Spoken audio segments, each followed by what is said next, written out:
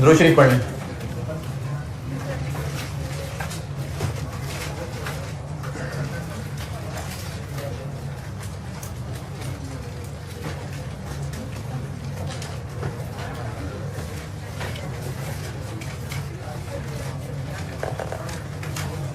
आज extra class है फिर इंशाल्लाह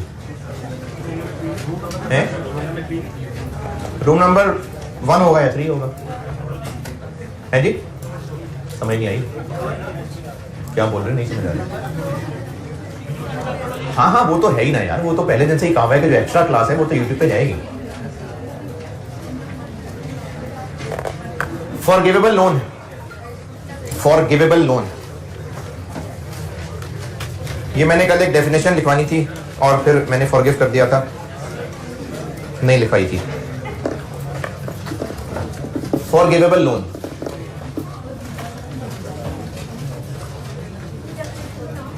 जी हाँ जी हाँ जी, मैंने एक वर्ड लिखा था फॉरगिवेबल लोन। ये चौथी डेफिनेशन, 5वीं फॉरगिवेबल। मैं कल डेफिनेशन लिखवा रहा था और समझा रहा था, मैंने समझाई भी 3 बातें, अब एक उनकी समरी दोबारा भी बता देता हूं, बस ये एक और लिख लें फिर डेफिनेशन पूरी, फिर आगे चलते हैं। फॉरगिवेबल लोन में लिखें it is a loan, it is a loan, यानी ये वो लोन है, it is a loan which the lender, it is a loan which the lender, lender कौन होगा जिसने लोन दिया है, अंडरटेक्स टू वेव, अंडरटेक्स यानी वादा कर ले, इरादा कर ले, टू वेव, वेव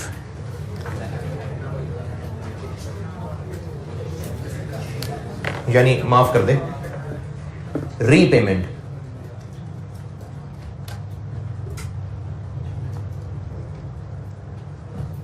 अंग्रेजी रिपीट कर रहा हूं, it is a loan which the lender undertakes to waive repayment of, repayment of. अच्छा इंग्लिश का ये स्टाइल होता है कि वो जो बात शुरू होगी तो उसका ऑफ पहली बात है, रीपेमेंट ऑफ वो लोन, ये ऑफ बाद में भी लग जाता है। तो it is a loan which the lender undertakes to waive repayment of, यहां तक का मतलब फॉरगिवेबल लोन वो लोन है जिसकी रीपेमेंट यानी उसकी वापसी लेंडर माफ करने का इरादा कर ले, undertakes to waive repayment of. लेकिन ऐसे ही बस नहीं, under certain, under certain prescribed conditions, under certain prescribed conditions, यानी कुछ कंडीशंस बताएगा, अगर वो कंडीशंस पूरी हो गई तो ये उस लोन को वापसी करना माफ कर देगा। तो ये भी एक गवर्नमेंट ग्रांट होती है, ये आगे चल के बताऊंगा, लेकिन ये भी एक गवर्नमेंट ग्रांट होती है। यानी अगर गवर्नमेंट से लोन मिला था और गवर्नमेंट ने उसकी वापसी माफ कर दी तो ये गवर्नमेंट ग्रांट क्यों हुई? क्योंकि इसकी एक वैल्यू है। 200 मिलियन का लोन था, गवर्नमेंट ने माफ कर दिया, तो इस माफी की 200 मिलियन की वैल्यू है, तो इसलिए ये है गवर्नमेंट ग्रांट। ये आगे चल के बताऊंगा गवर्नमेंट ग्रांट है। बस डेफिनेशन पूरी हो गई। कल की एक समरी दोबारा सुन लें, इसको समझाया था मैंने, एक समरी दोबारा बता रहा हूं। गवर्नमेंट असिस्टेंस होती है गवर्नमेंट की तरफ से मिलने वाली कोई मदद, लेकिन वो मदद स्पेसिफिक होनी चाहिए, डायरेक्ट होनी चाहिए। जो गवर्नमेंट की तरफ से सपोर्ट पूरे इलाके को, पूरी कौम को मिल रही है और उसका हिस्सा हमें भी पहुंच रहा है, वो नहीं है गवर्नमेंट असिस्टेंस। जैसे गवर्नमेंट ने अगर किसी इलाके में सड़कें बनवा दी तो हमारी भी ट्रांसपोर्टेशन कॉस्ट कम हो जाएगी, लेकिन वो सड़कें बनवाना सिर्फ हमारे लिए नहीं है, तो इसलिए ये गवर्नमेंट असिस्टेंस नहीं है। तो गवर्नमेंट असिस्टेंस है गवर्नमेंट की तरफ से दी गई support directly specifically to an entity, और वो गवर्नमेंट ने यकीनन किसी कंडीशंस के तहत ही दी होगी। ये गवर्नमेंट असिस्टेंस है। वो गवर्नमेंट असिस्टेंस जो ट्रांसफर ऑफ रिसोर्सेज की शक्ल में है, यानी कुछ रिसोर्सेज मिल रहे हैं, कैश मिल रहा है, लैंड मिल रही है, मशीनें मिल रही हैं, या इवन के कोई सर्विस मिल रही है जिसकी वैल्यू लग सकती है, वो गवर्नमेंट असिस्टेंस गवर्नमेंट ग्रांट है। वो गवर्नमेंट ग्रांट, यानी पहले गवर्नमेंट असिस्टेंस से ग्रांट, अब मैं ग्रांट से आगे चल रहा हूं। वो गवर्नमेंट ग्रांट जो क्यों मिल रही है, ताकि एक लॉन्ग टर्म एसेट लिया जाए, या वो ग्रांट ही एसेट की शक्ल में मिल रही है, यानी गवर्नमेंट ने जमीन ही दे दी है, तो उस गवर्नमेंट ग्रांट को क्या कहेंगे? Grant related to assets. और जो इसके अलावा कोई और किसी भी वजह से ग्रांट होगी वो ग्रांट रिलेटेड टू इनकम। ये हुई है बात अब तक। ये हो गई डेफिनेशन। अच्छा, इस 20 एग्जाम पॉइंट ऑफ व्यू से इंपॉर्टेंट है काफी। ये डेफिनेशन हो गई। अब आगे रिकग्निशन। रिकग्निशन का मतलब ये है कि इस गवर्नमेंट ग्रांट के लिए अगर कुछ डेबिट क्रेडिट करना है तो वो कब करना है, ये मतलब है रिकग्निशन का।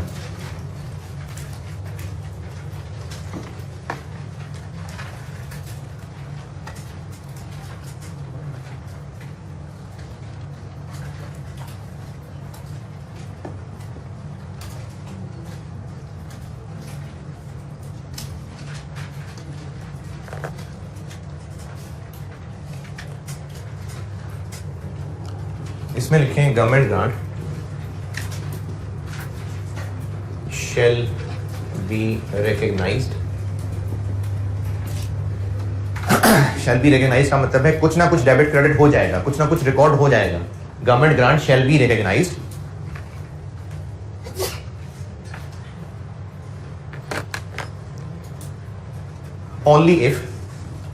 only if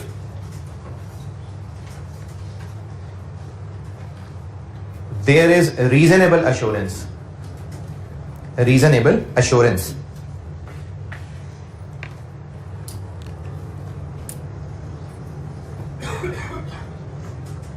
assurance का मतलब यकीन, तसल्ली, रीजनेबल। अच्छा, एब्सोल्यूट एश्योरेंस क्या होगी? मुकम्मल तसल्ली, मुकम्मल यकीन। रीजनेबल मुनासिब। तो only if there is reasonable assurance that यानी किस बात की एश्योरेंस? इसके आगे 2 पॉइंट्स हैं। रीजनेबल एश्योरेंस दैट, पहला पॉइंट। रीजनेबल एश्योरेंस दैट के बाद 2 पॉइंट है। पहला point, the entity will comply with the conditions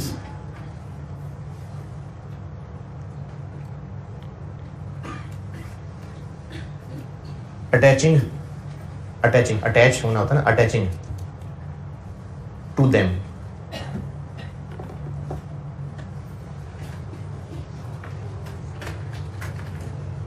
बल्कि नहीं, देम ना लिखें, वो तो प्लूरल में था, मैंने तो सिंगुलर में लिखा है। देम ना लिखें, अटैचिंग टू दी ग्रांट कह, देम की जगह दी ग्रांट कह लें। देम काट के, अच्छा देम कहा था, देन नहीं कहा था। Attaching to the grant, them काट दें, दी ग्रांट कह लें। वो डेफिनेशन असल में वो लिखा प्लूरल में हुआ तो मैं सिंगुलर कह रहा था, इसलिए देम की जगह टू दी ग्रांट कह लें। पॉइंट ए रिपीट कर रहा हूं, the entity will comply with the conditions। कौन सी conditions? attaching to the grant।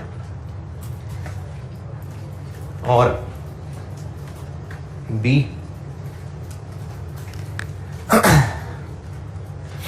assurance that, ये देखें इधर अभी नहीं assurance, reasonable assurance that, ये भी एंड ये भी, ये दोनों पूरे हो गए तो ग्रांट रिकग्नाइज हो जाएगी। मैंने शुरू से बता रहा हूं, government grant shall be recognised only if there is reasonable assurance that, यानी जब रीजनेबल अश्योरेंस होगी ना कि ये दोनों बातें पूरी हो रही हैं, तो हम ग्रांट के लिए जो भी अकाउंटिंग करनी है तब करेंगे। ये मतलब है इस बात का। दूसरी बात क्या है? दूसरी बात है the grant will be received. The grant will be received.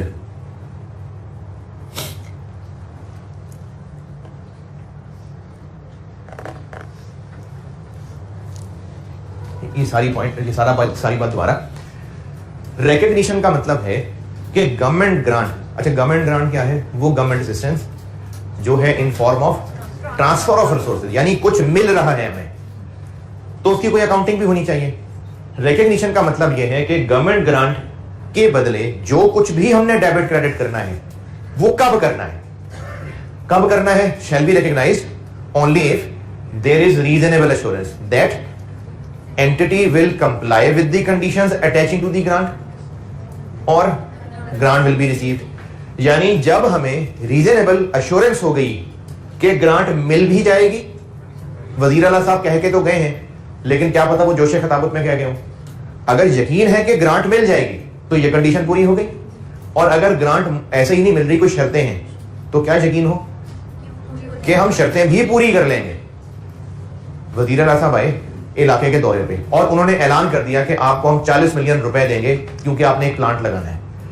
अगर उनके इस ऐलान से यकीन है कि ये पैसे दे भी देंगे, सिर्फ न्यूज के लिए नहीं था, वाकई दे देंगे पैसे, दूसरी कंडीशन पूरी। और वो जो उन्होंने पैसे देने होंगे उसकी कोई कंडीशन भी लगाई होगी कि आप फलाने एरिया में ही प्लांट लगाएंगे, कम से कम 5 साल तक फैक्ट्री चलाएंगे। अगर हमें यकीन है कि हाँ, यानी हमारे अंदर अंदर अंदर गंदी नीयत नहीं है, अगर अंदर नीयत ठीक है कि हाँ वाकई हम कंडीशन पूरी करेंगे, तो ये पहली वाली बात हो गई। तो जब उन्होंने ऐलान कर दिया और उस ऐलान के बाद यकीन है कि पैसे भी मिल जाएंगे और यकीन है कि हम कंडीशंस भी पूरी कर लेंगे, तो कुछ ना कुछ अकाउंटिंग हो जाएगी। अब वो कुछ ना कुछ अकाउंटिंग क्या हो जाएगी, अब से वो ऑनवर्ड वो सिखाने लगा हूं। रिकग्निशन में मैंने ये बताया है कि वो जो मैं अकाउंटिंग सिखाने लगा हूं वो कब करनी है शुरू, तो कब करनी है शुरू, जब ये दोनों बातें पूरी हो जाएंगी, इस बात की रीजनेबल एश्योरेंस हो जाए। अच्छा, अब आपको इसको सवाल में कैसे टेस्ट किया जाएगा, वो प्रैक्टिस करेंगे तो नजर आ जाएगा कॉन्सेप्ट। एक बार फिर मैं अकाउंटिंग की तरफ चलता हूं। फिर गवर्नमेंट ग्रांट क्या है, वो असिस्टेंस जो इन form of transfer of resource, हमें कोई रिसोर्सेज मिल रहे होंगे, उस रिसोर्सेज की कुछ ना कुछ एंट्री करनी होगी। वो क्या है वो बताना होगा क्या एंट्री है, लेकिन करनी है। कब करनी शुरू कर देंगे, जैसे ही हमें रीजनेबल एश्योरेंस हो गई कि पैसे मिल भी जाएंगे और उसकी जो शर्तें हैं वो भी हम पूरी करने का इरादा रखते हैं। शर्तें पूरी कर चुके हैं नहीं, हमें यकीन है कि हम करेंगे पूरी, तो कोई ना कोई एंट्री हो जाएगी, यानी गवर्नमेंट ग्रांट की जो भी अकाउंटिंग है वो शुरू हो जाएगी। अच्छा, अगर वजीर आला साहब ने उसी वक्त की नकद पकड़ा दिया कैश, तो दूसरी कंडीशन तो हो गई पूरी। पहली देखेंगे, अगर हो गई तो एंट्री शुरू कर देंगे। अगर पैसे मिल ही गए तो ग्रांट विल बी रिसीव की तो बहस ही खत्म हो गई ना, बस फिर सिर्फ पहली बात देखनी। लेकिन अगर अभी पैसे नहीं मिले, अभी इन्होंने ऐलान किया है, तो फिर दोनों बातें देखी। ये है सारी रिकग्निशन की अंग्रेजी, इसको पढ़ लें और इसमें जो पूछना है वो पूछें। फिर मैं आगे चलता हूं कि अकाउंटिंग करनी क्या है। जी,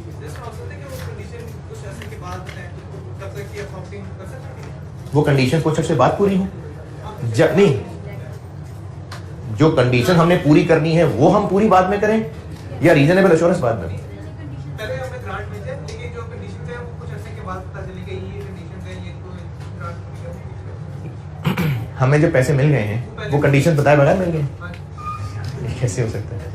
वो ताया जी ईदी थोड़ी दे रहे हैं कि वो रख लो बेटा बाद में बात कर लेंगे। गवर्नमेंट से पैसे मिल रहे हैं ना, तो पैसे तो नहीं ऐसे मिलेंगे कि कंडीशन बाद में बता देंगे, हम खा पी जाएगी, आपने तो कंडीशन बताई नहीं थी, तो बगैर कंडीशन के थोड़ी पैसे मिलेंगे। कंडीशंस तो पता होंगी, बस बात यह है कि वो कंडीशंस हमारा शुरू में पूरी करने का इरादा नहीं था, हम पैसे खा के भागना चाहते थे, तो उस वक्त अकाउंटिंग नहीं करेंगे। जब हमें ये यकीन हो गया कि नहीं हम कंडीशन पूरी करेंगे, तब अकाउंटिंग होगी।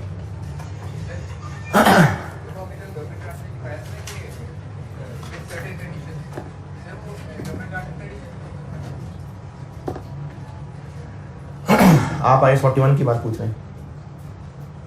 हाँ, आपके ध्यान में वो वर्ड है, आपके ध्यान में IAS 41 वाला अनकंडीशनल ग्रांट वाला वर्ड है ना? तो बस थोड़ा आगे चलो, भी आ जाएगा सर। आगे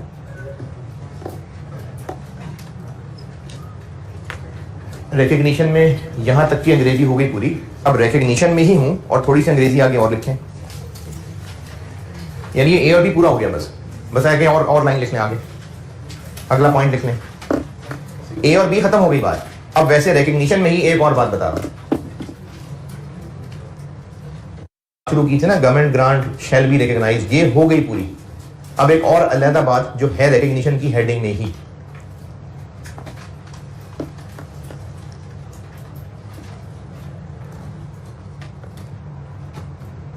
a forgivable loan from government, a forgivable loan from government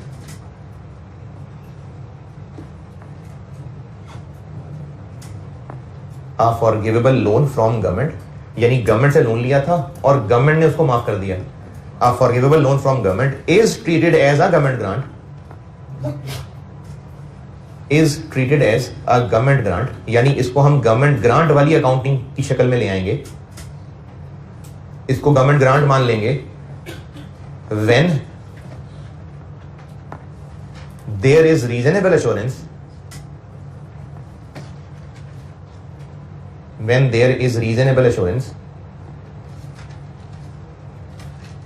that the entity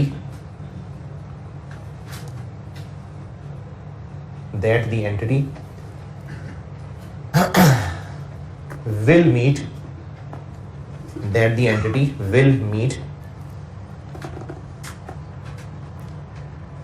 the terms for forgiveness,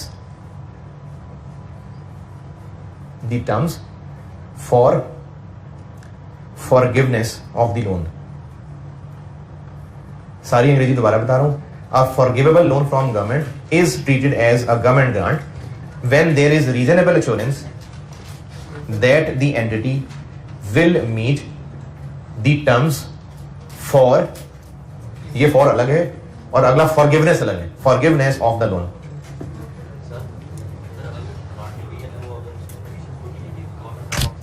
ये आएगा आगे, इसी चैप्टर में आएगा आगे कि गवर्नमेंट पैसे वापस मांग लेंगे, आएगा. ये जो यहां पर बात की थी ना कि government grant shall be recognised, जब ये दोनों बातें पूरी हो जाएं, हमारा इरादा है कंडीशन पूरी हो जाएंगी और पैसे मिल जाएंगे. फॉरगिवेबल लोन को भी हम ऐसे ही अकाउंट फॉर कर लेंगे अगर यही शर्तें पूरी हो जाएं. लेकिन ये शर्त क्यों नहीं लिखवाई? क्योंकि उसमें तो पैसे ही पहले मिल गए हुए हैं ना. फॉरगिवेबल लोन क्या है?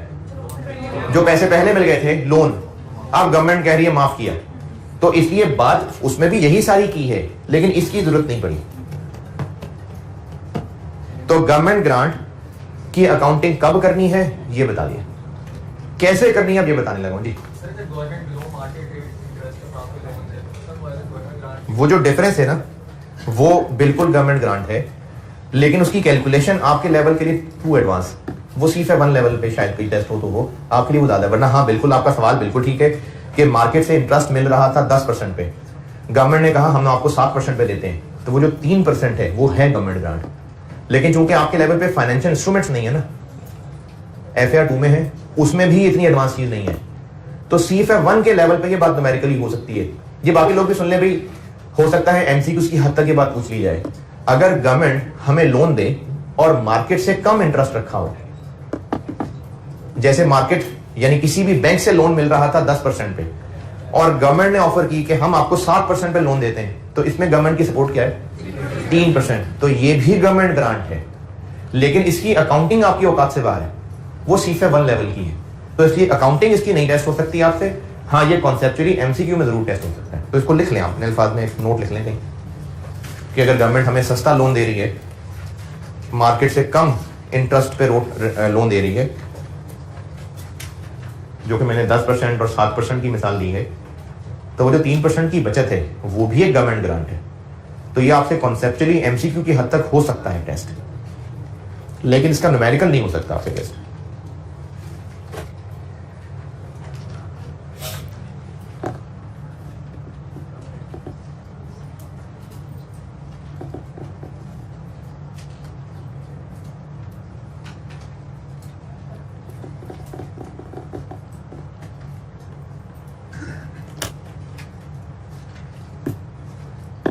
जिनको अभी भी समझ नहीं आ रही क्या लिखें दोबारा बताता हूँ. वो ये बेशक मिसाल ही लिख लें कि अगर मार्केट से लोन मिल रहा था 10% पे और गवर्नमेंट ने ऑफर किया है हमसे आप 7% पे लोन ले लें, तो हम जब ये लोन ले लेंगे गवर्नमेंट से, तो वो जो 3% की बचत है वो गवर्नमेंट ग्रांट है, लेकिन इसकी न्यूमेरिकल टेस्टिंग आपके लेवल की नहीं है, ये CFA 1 लेवल की.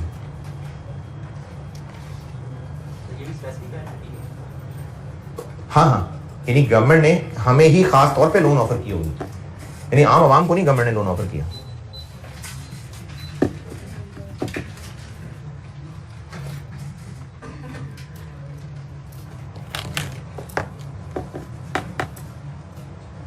तो रिकग्निशन में क्या बताया है कि अकाउंटिंग कब करनी है और वो करनी कैसे, अब ये बताने लगा.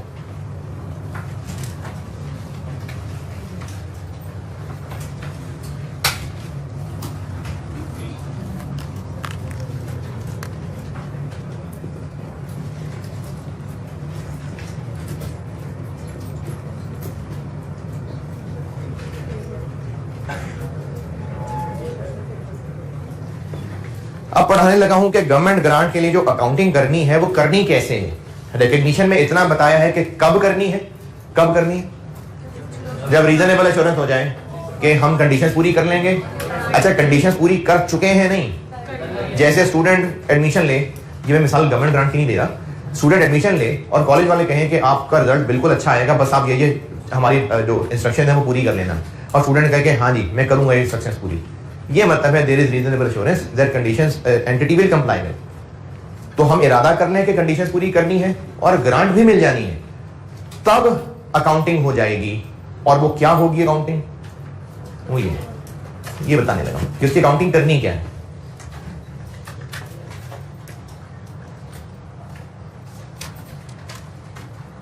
अच्छा, इस अकाउंटिंग में आगे मैं जो भी बताने लगा हूं ना, उसका एक मैं आपको कोर प्रिंसिपल बता रहा हूं।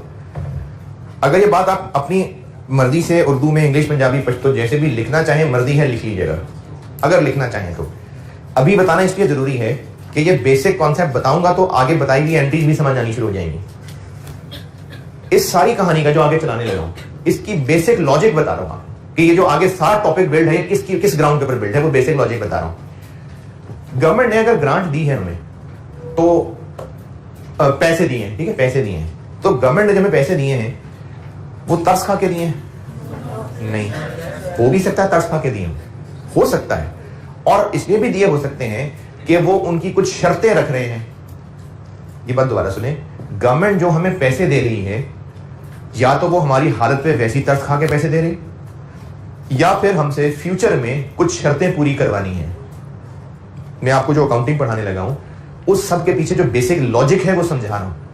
गवर्नमेंट ने जो पैसे दिए हैं, ग्रांट जो पैसे देने हैं या दिए हैं, या तो अभी इस वक्त की हालत पे तरस खा के दे रहे होंगे, या फिर फ्यूचर में कुछ शर्तें पूरी करवानी होंगी। अच्छा, अब जब शर्तें पूरी करवानी होंगी तो यकीनन हमारा उस पर कुछ ना कुछ खर्चा भी होगा। जैसे गवर्नमेंट ने कहा कि आपने इन पैसों से फैक्ट्री बनानी है और 10 साल तक भागना नहीं है यहां से, तो गवर्नमेंट से पैसे मिलने की शर्त क्या है?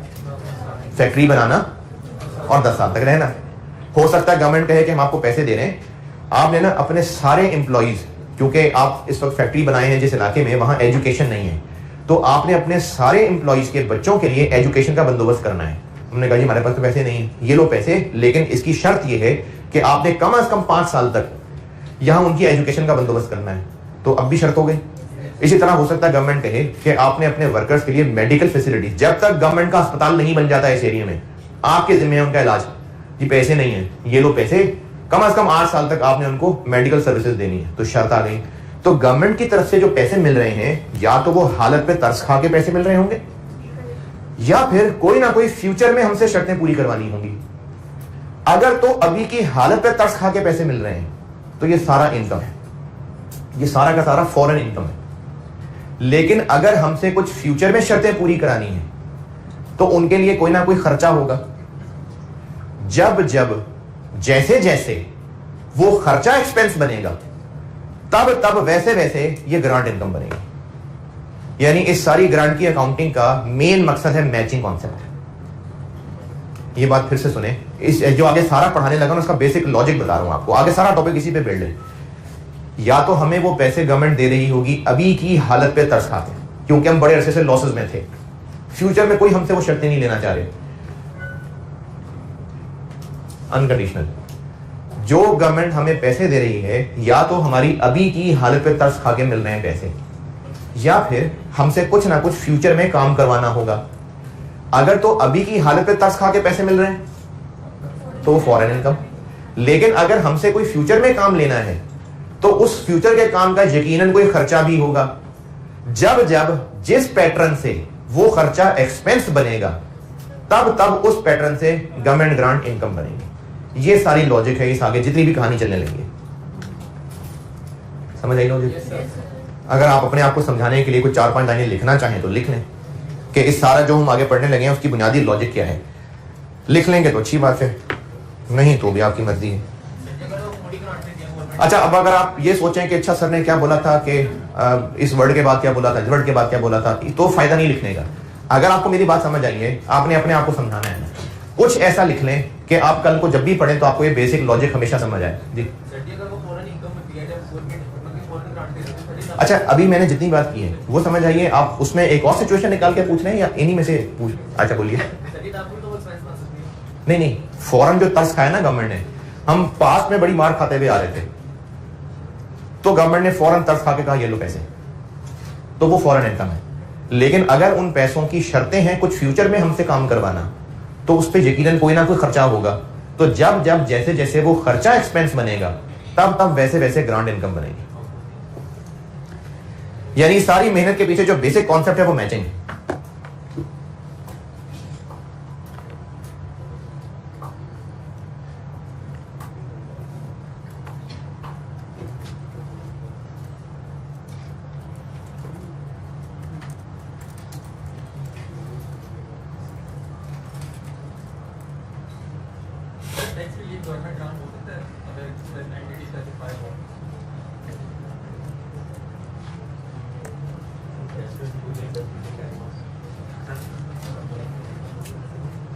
नहीं, वो गवर्नमेंट ग्रांट नहीं होती, टैक्स रिलीफ गवर्नमेंट ग्रांट नहीं होता जी। एक मिनट पहले कहानी लिख लेना सारी, फिर मिक्स हो जाएगा सब। पहले जितना लिख रहे हैं वो लिख लें सारे।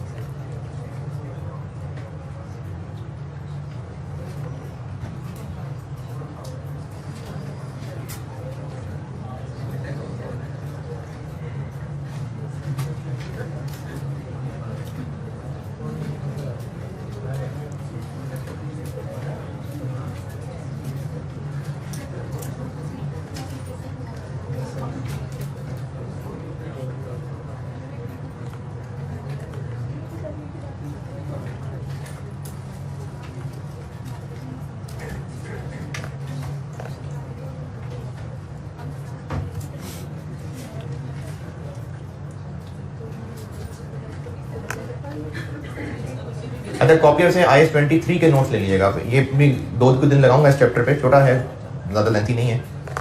तो IS 23 इसके बाद जो मैंने पढ़ाना है उसके नोट्स कॉपियर से ले लीजिएगा, मैंने दे दिए कॉपियर को।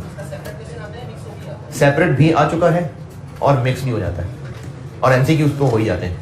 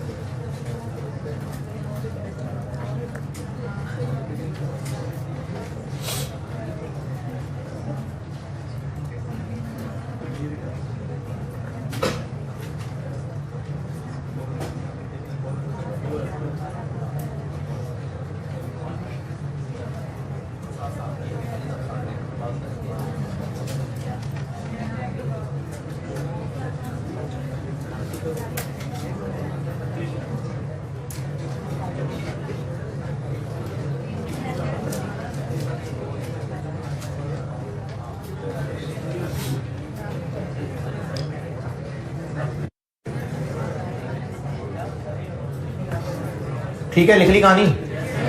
अच्छा आप पूछें। हाँ जी, आ गया गवर्नमेंट ग्रांट?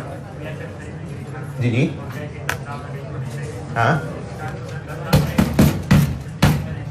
अरे अभी तो शुरू कर रहा हूँ मैं, अभी चलने तो दो आगे, ये आएगी बात आगे, जवाब आ जाएगा। हाँ भाई, जो कहानी लिख रहे थे लिख ली? चल ठीक है, आगे चलते हैं। ये अब आगे जो पढ़ाने लगा ना, इस सबके पीछे लॉजिक यही है जो बताइए। गवर्नमेंट ग्रांट की अकाउंटिंग, ग्रांट को कल 2 हिस्सों में बांटा था। एक है ग्रांट रिलेटेड टू एसेट्स और एक है ग्रांट रिलेटेड टू इनकम। पहले पढ़ाने लगा हूं ग्रांट रिलेटेड टू एसेट्स। पहले पढ़ रहे हैं हम grant related to assets. Grant related to assets, पहले इसकी अकाउंटिंग बताने लगा।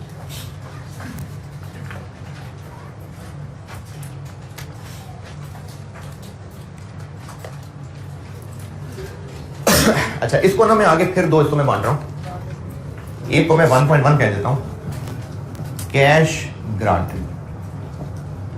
कैश ग्रांट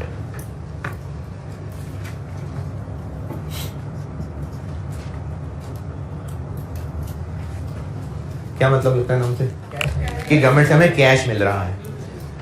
क्यों मिल रहा है? क्योंकि इन्वेंट्री खरीदनी है, गुड्स खरीदनी है, फिर कोई लॉन्ग टर्म एसेट खरीदना है, कोई लॉन्ग, क्योंकि ग्रांट रिलेटेड टू एसेट्स होती है, वो ग्रांट जो पैसे इसलिए मिल रहे हैं ताकि एक लॉन्ग टर्म एसेट खरीदना है। और 1.1 मैंने ये बनाया कि पैसे मिल रहे हैं तो पैसे ही मिलेंगे। ये मैंने क्यों कह दिया 1.1 कैश ग्रांट? हो सकता है गवर्नमेंट को लैंड ही हमें दे दे तो उसको फिर मैं 1.2 कर दूंगा। ग्रांट रिलेटेड टू एसेट्स ज्यादातर ऐसे ही होगा कि पैसे मिलेंगे तो उसके लिए ये अकाउंटिंग है। लेकिन हो सकता है जिस चीज को खरीदने के पैसे देने थे वो एसेट ही गवर्नमेंट हमें दे दे तो उसको फिर मैं 1.2 बना दूंगा। पहले करते हैं 1.1 कि अगर कैश मिल रहा है तो इसको हैंडल करने के दो तरीके बताए हैं आईएएस ने। कंपनी की मर्जी, जिस तरह वो पहले होता है ना cost model, fair value model, cost model, revaluation model, उस तरह इसकी ट्रीटमेंट आईएएस ने दो तरीके बताए हैं। कंपनी की मर्जी दोनों में से जो तरीका फॉलो कर ले। स्टूडेंट क्या करेगा? जो सवाल में बताया होगा। तो ये दो जो तरीके बताने लगा हूं ये आईएएस की तरफ से दो इजाजतें हैं। कंपनी की मर्जी जो मर्जी तरीका फॉलो कर ले और आपने फिर देखना है कि सवाल में कौन सा कहा है। तो इसके दो मेथड्स हैं।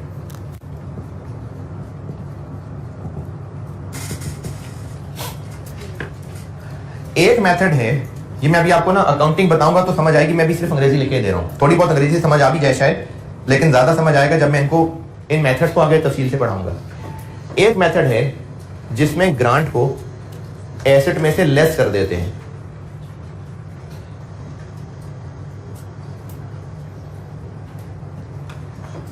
और एक मेथड है जिसमें ग्रांट को एक लायबिलिटी बना देते हैं।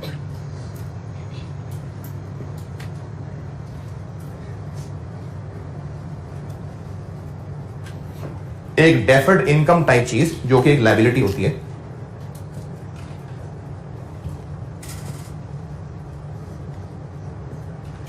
ये दो तरीके हैं, इन दोनों में से जो मर्जी कंपनी की वो कर ले और आपको सवाल में इन दोनों में से कौन सा तरीका है बताया होगा।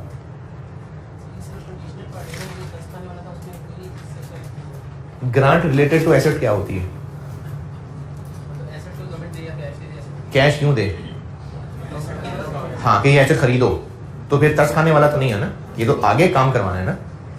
वो जो तरस खाने वाला है ना वो ग्रांट रिलेटेड टू इनकम में आएगा कि अभी तक के हालात देख के तो कहे चलो ये पैसे रख लो, लेकिन ये तो एसेट खरीदने के पैसे हैं, तो ये तो फ्यूचर में एक काम करवाना जा रहा है कि एसेट रखना है तुमने। Grant is deducted from cost of asset, ये एक तरीका है। Grant is recognised as deferred income, ये ना एक लायबिलिटी होती है, डेफर्ड इनकम एक लायबिलिटी होती है। ये दो तरीके हैं।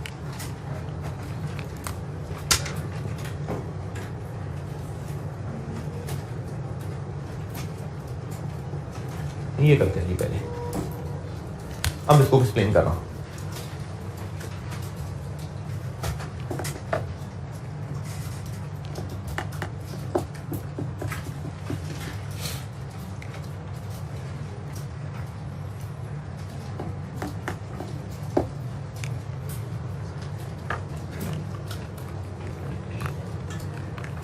इस मेथड में यह होगा कि हमें पैसे मिले हैं और हम उन पैसों से एसेट खरीदेंगे।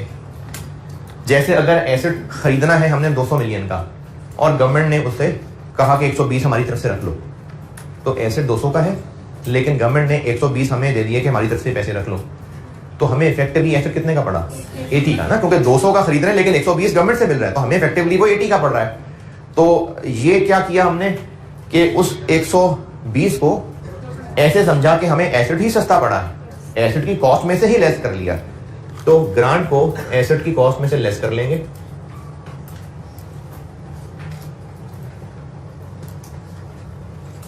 और अब इसके नतीजे में क्या होगा? डेप्रिसिएशन 200 पे चार्ज होगी कि 80 पे? 80 पे।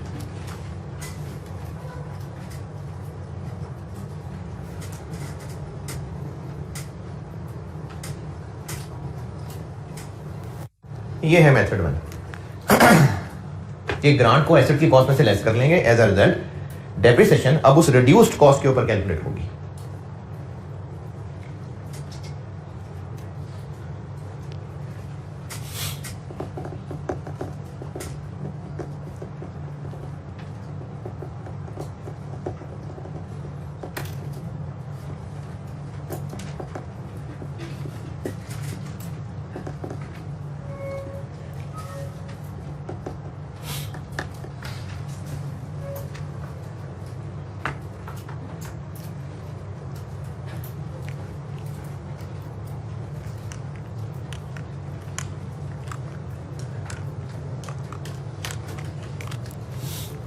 Noted?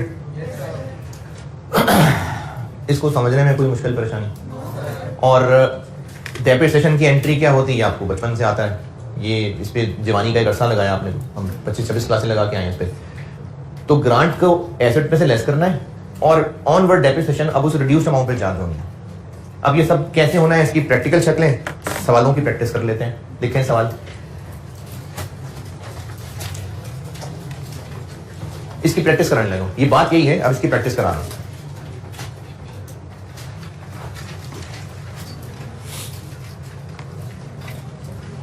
On 1st January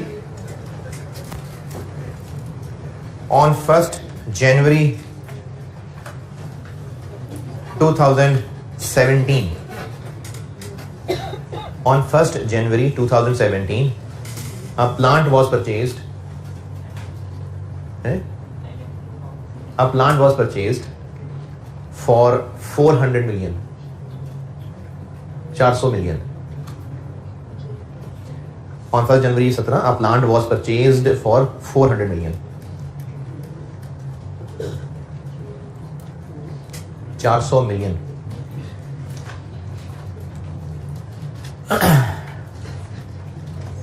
Related grant of 240 million, 240 million was approved and received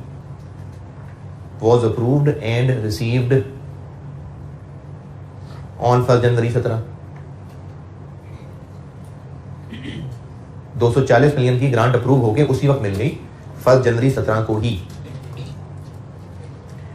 useful life of plant is 4 साल, यूजफुल लाइफ 4 साल है।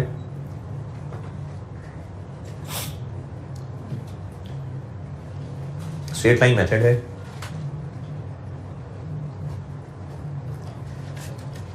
Grant will be accounted for, यानी अब ये सवाल में बताया जा रहा है कि इनमें से कौन सा मेथड है। तो grant will be accounted for as a deduction from cost of asset, as a deduction from cost of asset. मुझसे रिक्वायर्ड है 4 साल की एंट्रीज।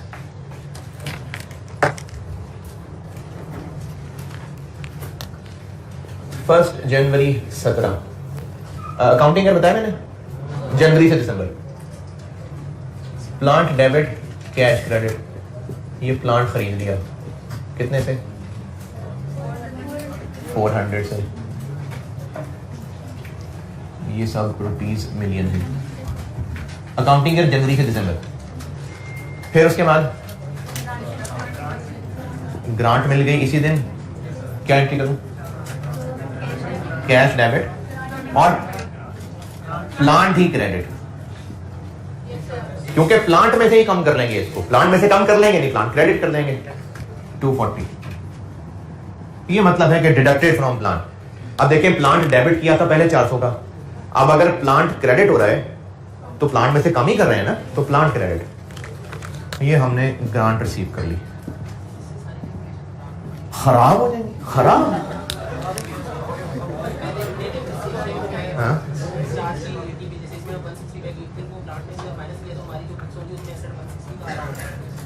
तो आता रहे। अच्छा, हमने ये एसेट 400 का खरीदा, लेकिन इफेक्टिवली पड़ा कितने का? 160 का। हमें इफेक्टिवली पड़ा ही नहीं ना वो, हमें 400 का नहीं पड़ा वो, हमें इफेक्टिवली पड़ा ही वो 160 का है। वो यहां चलेगा, इधर 2 तरीके हैं ना। इस तरीके में प्लांट ही कम हो जाएगा, तो वो जो आप कह रहे हैं वो ये वाला तरीका है। जी बिल्कुल ऐसा समझें कि ये प्लांट 160 का ही पड़ा हमें, तो अब से ऑनवर्ड अब ये प्लांट 160 का है बस। तो 31 दिसंबर 17 depreciation debit, accumulated depreciation credit 160 divided by 440।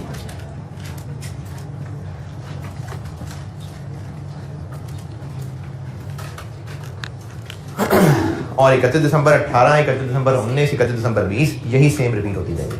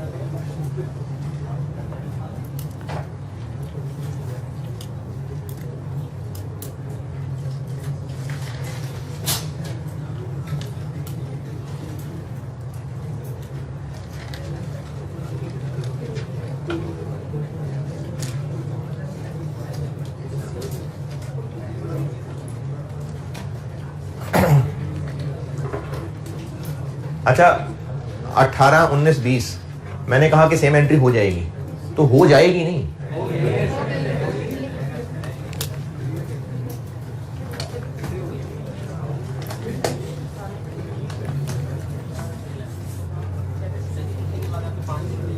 छुट्टी के बाद 5 मिनट नहीं, मैं नहीं, आप लोग जा रहे होंगे, मैं तो यही हूँ ना, अगली क्लास आ जा रही होगी। पॉज के बाद देखेंगे। जल्दी भाई, सवाल करने बहुत सारे। नोटेड। अगला सवाल लिखें। हाँ, अभी ये मेथड 1 ही चला रहा हूँ ना, अभी इसी की प्रैक्टिस करते हैं, फिर मेथड 2 पे आता हूँ। दूसरा सवाल लिखें। सेम है सब कुछ जो पहला सवाल है, एक्सेप्ट बाकी सब सेम है, बस एक चीज चेंज कर रहा हूं।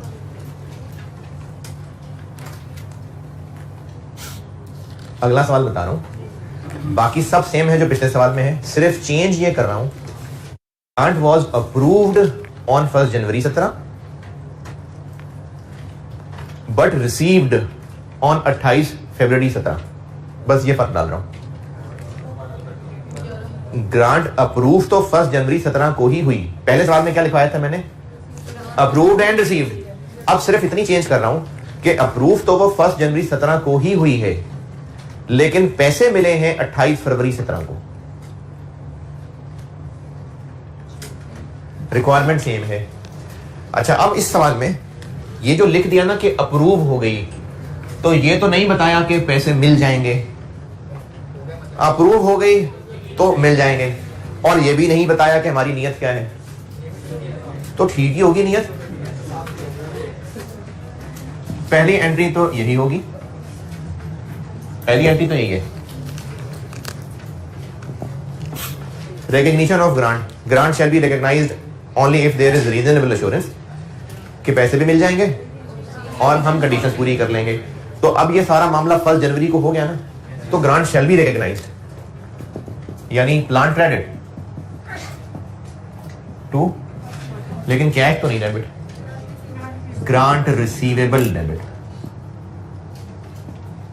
क्योंकि government grant shall be recognised. और कैसे रिकग्नाइज्ड? ये ऐसे, प्लांट में से डिडक्शन, यानी 1 जनवरी को प्लांट तो कर लेंगे क्रेडिट, लेकिन कैश नहीं मिला तो डेबिट तो करना है, तो ग्रांट रिसीवेबल। क्यों रिसीवेबल? क्योंकि मिलना है, तो ग्रांट रिसीवेबल डेबिट और प्लांट क्रेडिट। Grant recognised.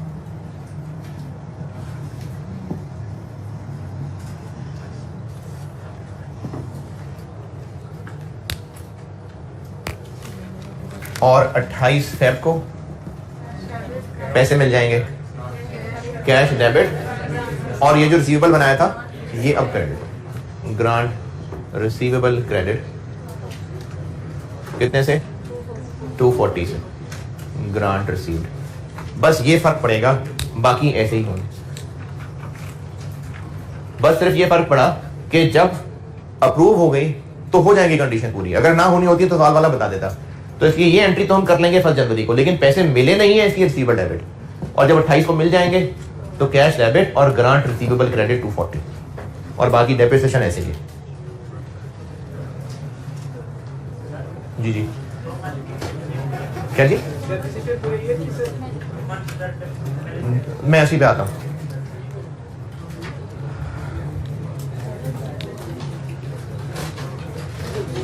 अच्छा, अब ये कैश कब मिल रहा है, तो सवाल ये है कि फिर हम डेप्रिसिएशन कैसे कैलकुलेट करें? प्लांट तो क्रेडिट कर दिया ना। अच्छा, अब मैं तीसरे सवाल में एक और इसका जवाब दूंगा। अभी जो जवाब दे रहा हूं वो ये है कि प्लांट तो कर दिया ना भाई क्रेडिट, प्लांट तो 1 जनवरी को क्रेडिट कर दिया ना, तो प्लांट तो पूरे साल का ही 160 पे डेप्रिशिएट होगा। प्लांट कर दिया क्रेडिट के नहीं, तो इसलिए प्लांट की डेप्रिसिएशन तो पूरे साल की ऐसे ही होगी। अभी अगले तीसरे सवाल में इसकी एक और रीजन बताता हूं। अब कर लें आगे ना, डेप्रिशिएशन कर लें।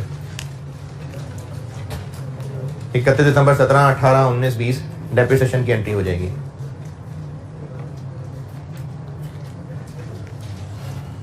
इससे पहले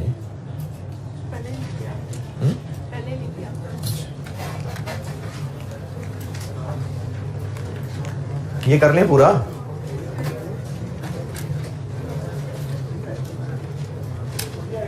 है जी, डेप्थ 40 रहेगी या चेंज हो जाएगी? अब जी 40 ही रहेगी, क्योंकि प्लांट तो फिर वही हमें 160 ही का पड़ रहा है।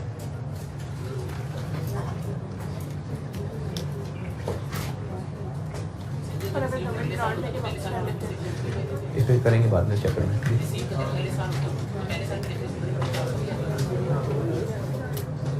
अच्छा, अभी आगे शायद इसको हम हैंडल कर लें।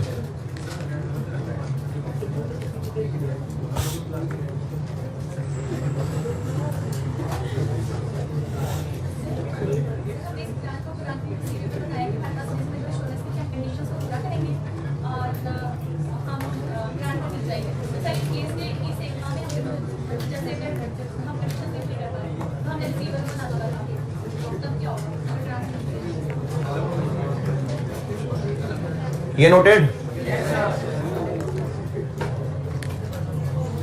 अभी इस तीसरे सवाल के बाद पूछना है दोबारा। तीसरा लिखें सवाल।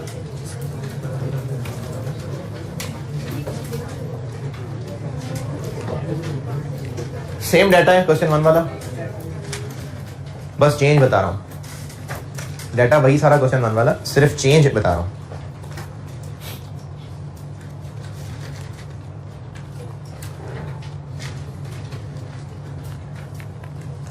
चेंज ये है कि grant was approved and received on 1 April 17। Grant was approved and received on 1 April 17। Grant was approved and received on 1 April 2017।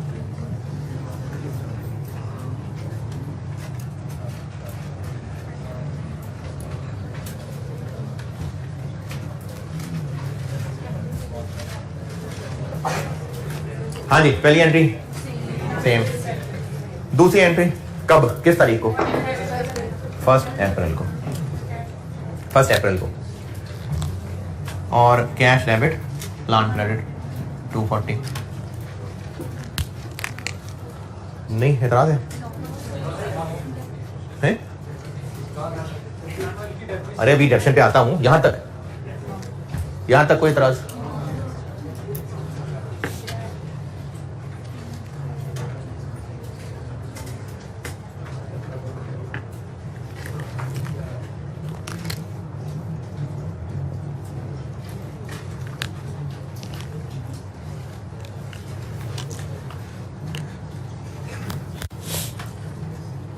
Depreciation का क्या करें?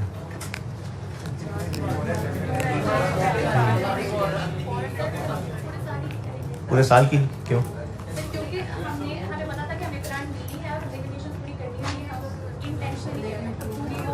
लेकिन वो अप्रूव ही जाके अप्रैल को हो रही है। हाँ जी, पहले 3 महीने की 400 पे और अगले 9 महीने क्या करेंगे फिर? 240 नहीं 160।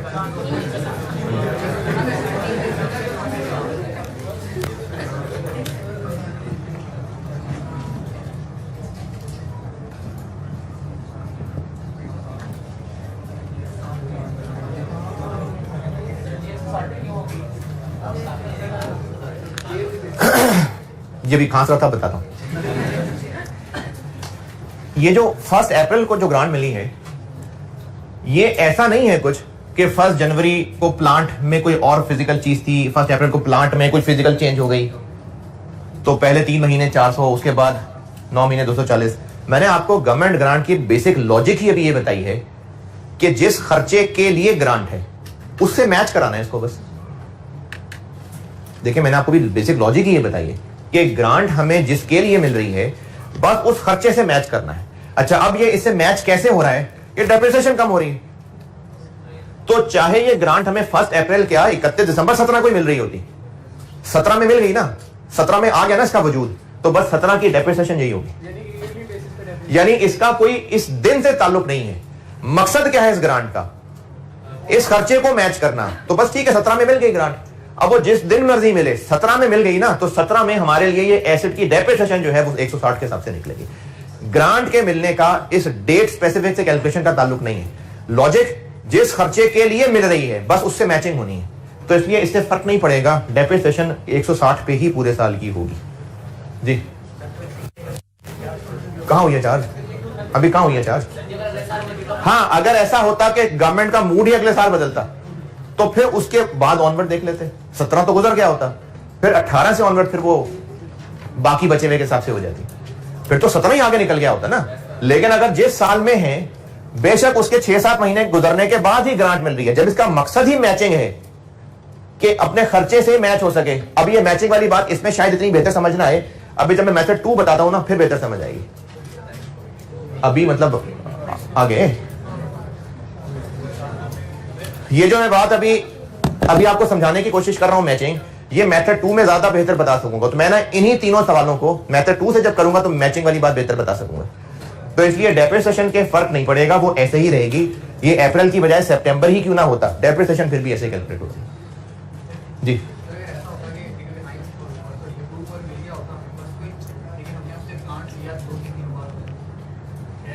अच्छा, अगर ये सवाल ये है कि ये 1 जनवरी और वो 1 अप्रैल,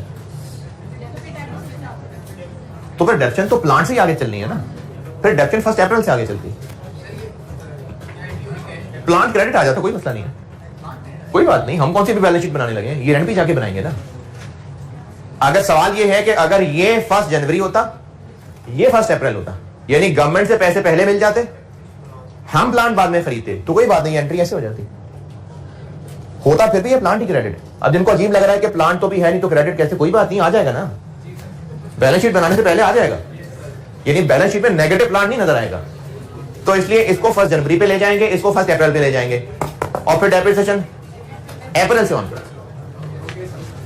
जी जब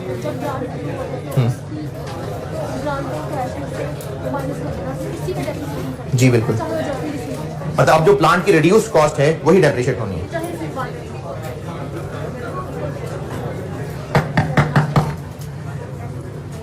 अच्छा, एक सवाल, चलें ठीक है, रहने दें। अब अगली क्लास में यहां से आगे चलता हूं। हाँ जी, हाँ जी, हाँ जी, जी जी जी जी जी जी